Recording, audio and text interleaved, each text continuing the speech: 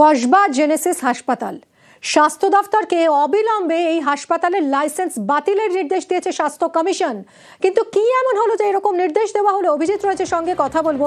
অভিজিৎ, কি অভিযোগে হাসপাতালের বিরুদ্ধে, কেন এদের লাইসেন্স বাতিল করার নির্দেশ? মিমি, নজিরবিহীন নির্দেশ।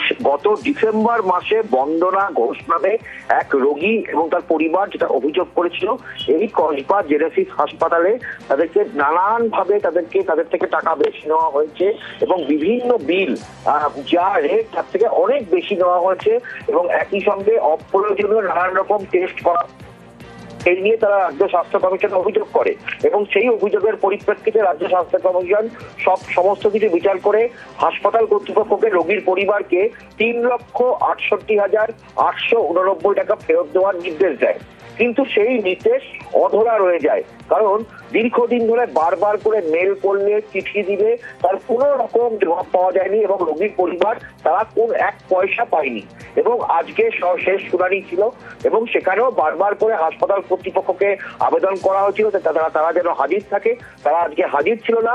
হাসপাতালের ডিরেক্টরকে ফোন করা হয়, স্বাস্থ্য কমিশনের চেয়ারম্যান অবসরপ্রাপ্ত বিচারপতি অসীম বন্দ্যোপাধ্যায়ের তরফ থেকে সেই ফোন ধরা হয়নি এবং তারপরেই এই নজিরবিহীন নির্দেশ যে অবিলম্বে এই হাসপাতালের লাইসেন্স বাতিল করা হোক। রাজ্যের স্বাস্থ্য অধিকর্তাকে নির্দেশ দেওয়া হয়েছে যত দ্রুত সম্ভব এই হাসপাতালের যেন ক্লিনিক্যাল এস্টাবলিশমেন্টের লাইসেন্স বাতিল করা হয়, তবে যে সমস্ত রোগীরা ভর্তি রয়েছে তাদের চিকিৎসায় যেন কোনো রকম সমস্যা না হয়, তবে নতুন করে যেন রোগী ভর্তি না করা যায় সেই নির্দেশ দেওয়া হয়েছে। অনেক ধন্যবাদ অভিজিৎ।